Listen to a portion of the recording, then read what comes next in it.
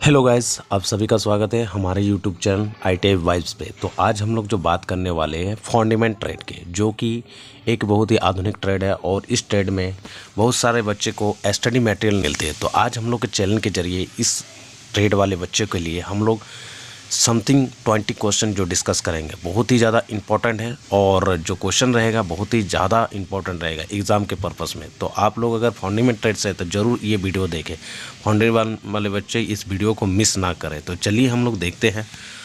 तो जो 16 नंबर का क्वेश्चन था आपका, निम्नलिखित में से कौन सा एक मोल्डिंग मशीन है। तो जो आप देख रहे हैं, ये जो क्वेश्चन जो बता रहा है आपको मोल्डिंग मशीन, तो जो 16 नंबर आप देख रहे हैं 1 से लेकर 15 नंबर तक हम लोग डिस्कस कर चुके हैं, ठीक है। और ये जो हम लोग आज 16 नंबर से स्टार्ट कर रहे हैं, तो यहाँ देखिए ये क्वेश्चन बता रहा है कि निम्नलिखित में से कौन सा एक मोल्डिंग मशीन है। तो मशीन पूछा जा रहा है, तो jolting machine, स्वीजिंग machine, sand cylinder. तो ये जो तीनों आप ऑप्शन देख रहे हैं ना, और 4 ये सभी, तो ये सब के सब मोल्डिंग मशीन ही है। तो ये मशीन की भांति ये सब सारा काम करता है। तो इसीलिए इसका जो आंसर होगा ऑप्शन नंबर डी होगा, ये सभी।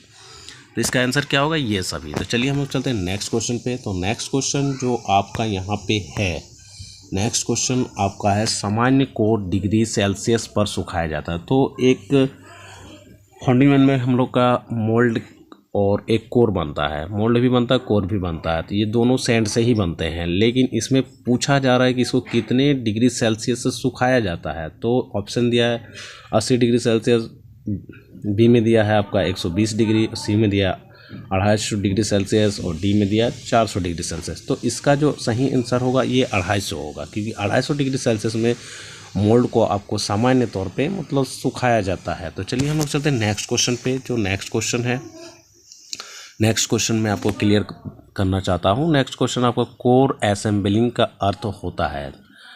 तो देखिए यहाँ पे जो क्वेश्चन बताया जा रहा है कि कोर का असेंबली का अर्थ क्या होता है। तो आप लोग को ऑप्शन नंबर ए पे हम लोग चलते हैं, उसके बाद बताते हैं ये क्या होता है।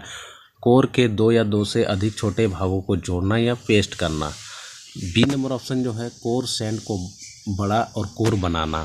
सी नंबर जो ऑप्शन दिया है मोल्डिंग सैंड से बड़ा कोर बनाना। और जो आपका डी दिया हुआ है प्रतिरूप और कोर को मनसी क्लैम से जोड़ना। तो ये जोड़ना होता है, जोड़ कर रखना। ये जो आपका डी नंबर ऑप्शन था।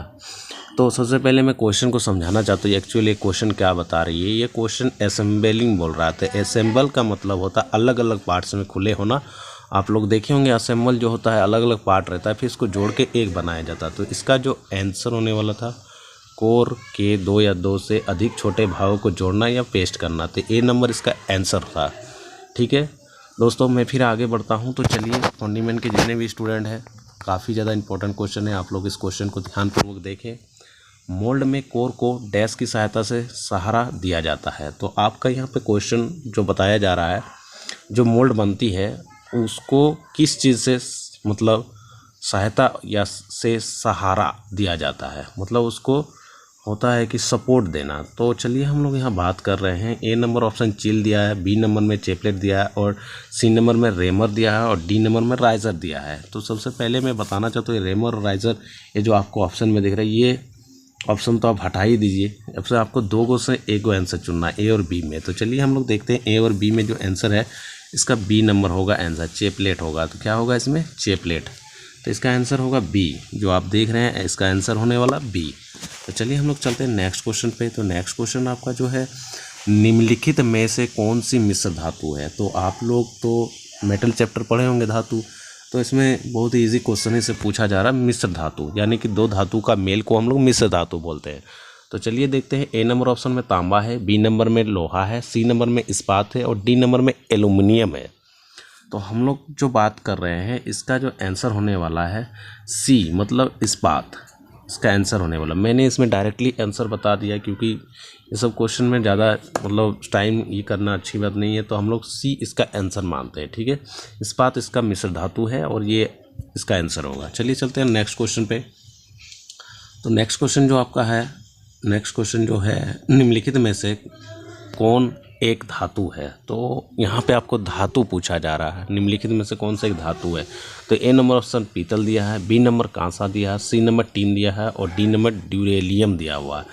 तो इसका जो आंसर होने वाला है इसका सी नंबर आंसर है। ये धातु में टीन को गिना जाता है, ठीक है, इसे टीन इसका आंसर होगा। क्वेश्चन पे तो नेक्स्ट नंबर क्वेश्चन जो आपका बता रहा है क्यूपोला का प्रयोग डैश को पिघलाने के लिए किया जाता है। यानी कि क्वेश्चन पूछ रहा है आपसे क्यूपोला में कौन सा धातु पिघलाया जाता है। तो यहाँ पे जो लिया इस्पात लिखा हुआ है, ढलवा लोहा लिखा हुआ है, एल्युमिनियम लिखा है सी नंबर ऑप्शन में और डी नंबर में टीन लिखा है। तो जो इसका जो आंसर होने वाला है तो आपका इसका जो आंसर होगा वो है ढलवा लोहा, कास्ट आयरन।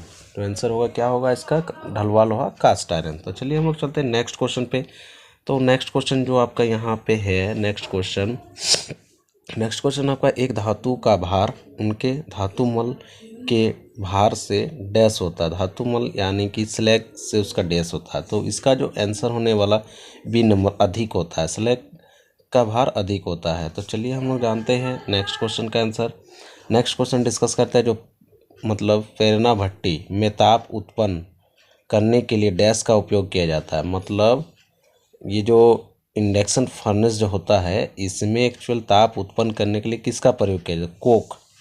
पहला ऑप्शन जो आपको दे रहा है कोक है, दूसरा ऑप्शन विद्युत हीटर है, तीसरा ऑप्शन तांबा कुंडली में विद्युत धारा है और चौथा है विद्युत आर्क। तो इसका जो आंसर होगा ऑप्शन नंबर सी होगा, तांबा की कुंडली विद्युत धारा। इसमें क्या, electric current in the copper call. तो इसमें क्या होता है कि मतलब धारा, इसमें तीन चीज़ मतलब तांबा की कुंडली में विद्युत धारा का प्रयोग किया जाता है। ऑप्शन नंबर इसका सी आंसर होगा, ठीक है।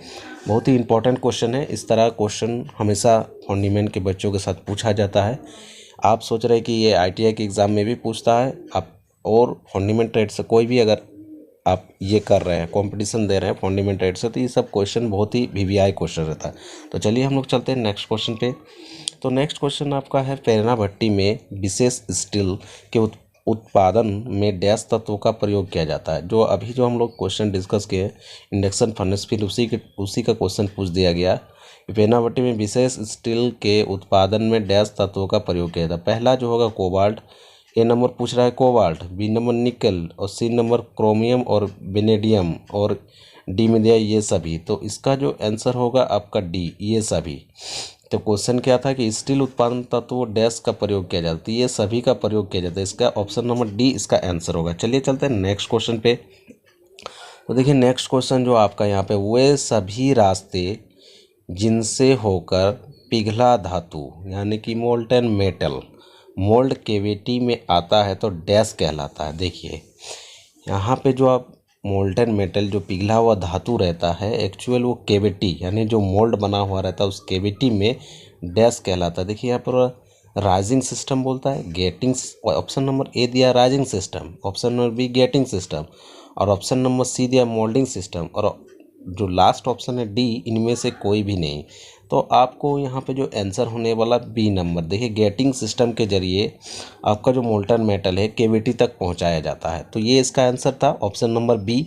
चलते हम लोग नेक्स्ट क्वेश्चन पे। नेक्स्ट क्वेश्चन पे आ गए हैं। देखिए पिघला धातु डैश होते हुए मोल्ड कैविटी में जाता है। अब देखिए पिघला हुआ धातु सेम उसी की तरह एक क्वेश्चन है। तो देखिए क्वेश्चन कितना कंफ्यूजन पैदा करता है। तो ये कंफ्यूजन को दूर करने के लिए आज हम लोग ये सब डिस्कस कर रहे हैं। अक्सर एग्ज़ाम में बच्चे गलत को ऑप्शन मार के आ जाते हैं और उसका नतीजा क्या होता है कि उसका फेल या कुछ भी एग्ज़ाम में नहीं क्वालिफाई कर पाते हैं। तो चलिए हम लोग जानते हैं। देखिए एक ही टाइप का क्वेश्चन पूछ रहा, तो पिघला धातु डैश होते हुए मोल्ड कैविटी में जाता है। तो पहला जो बता रहा option number runner, screw, ingot. जो ऑप्शन नंबर बी दे रहा है इनगेट, स्क्रू और रनर। ऑप्शन नंबर जो सी दे रहा है स्क्रू, रनर और इनगेट और ऑप्शन नंबर डी बोल रहा है स्क्रू, इनगेट और रनर। तो इसका जो आंसर होने वाला है इसका आंसर सी होगा। जैसे कि आप लोग को पता है कि सबसे पहले स्क्रू में जाता है जो ऊपर रहता है, उसके बाद रनर में जाता है, उसके बाद इनगेट में प्रवेश करता है। तो ये ऑप्शन नंबर सी इसका आंसर होगा।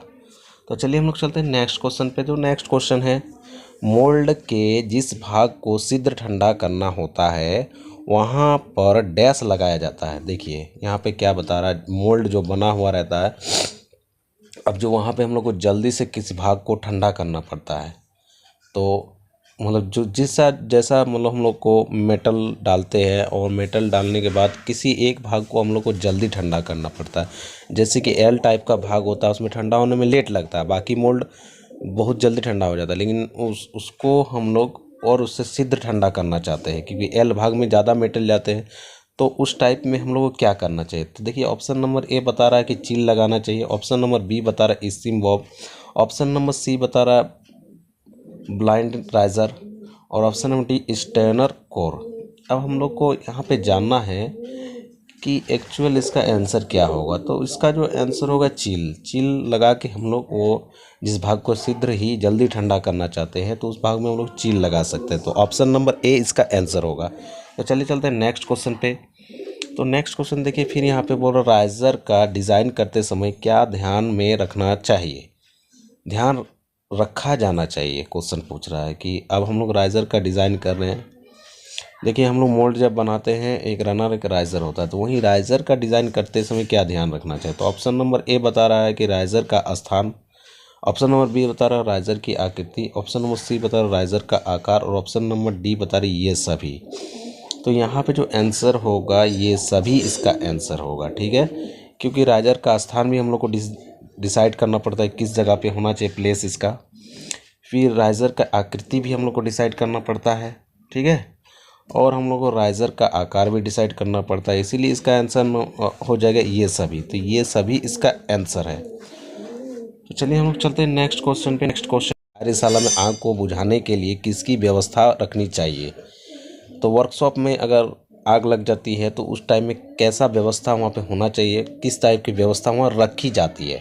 तो चलिए हम लोग ए नंबर में देखते हैं, अग्नि शमन यंत्र, पानी से भरा बाल्टी, बी नंबर ऑप्शन बोल रहा है, सी नंबर पर रेत से भरी बाल्टी, और डी नंबर ये सभी। तो इसका जो आंसर होगा ये सभी होना चाहिए। देखिए अग्निशमन यंत्र वो भी जो रखना चाहिए हम लोग को, और पानी भरा बाल्टी भी रहता है वहाँ पे, और रेत में भरी बाल्टी है क्योंकि रेत से भी बुताया जाता है। तो यहाँ पर ऑप्शन नंबर डी आपका आंसर होगा। तो चलिए चलते हैं नेक्स्ट क्वेश्चन पे। जो नेक्स्ट क्वेश्चन है और आज का ये लास्ट क्वेश्चन है। तो चलिए शेक आउट का अर्थ होता है mould box, option number A दिख रहे बोल रहे हैं कि मोल्ड बॉक्स को साफ करना, बी बोल रहा कास्टिंग को साफ करना, और सी बोल रहा है मोल्डिंग के बाद मोल्ड को हिलाकर सैंड को बाहर निकालना, और डी नंबर बोल रहा इनमें से कोई नहीं। तो इसका जो आंसर होगा आपका सी नंबर इसका आंसर होगा। जो सी नंबर है मोल्डिंग के बाद मोल्ड को हिलाकर सैंड को बाहर निकालना। तो देखिए ये था ऑप्शन नंबर सी इसका आंसर होगा। तो दोस्तों अगर आप इस तरह के फंडामेंटल ट्रेड कोई भी स्टडी मटेरियल चाहते हैं या किसी भी तरह का हेल्प चाहते हैं तो हम लोग का चैनल को आप कमेंट करके मतलब संपर्क कर सकते हैं। तो दोस्तों इस तरह की MCQ वीडियो पढ़ने के लिए हमारे YouTube चैनल को सब्सक्राइब करें और लेटेस्ट वीडियो देखने के बेल आइकन को प्रेस करें, और मिलते हैं हम लोग नेक्स्ट वीडियो पे। तब तक के लिए जय हिंद, वंदे मातरम।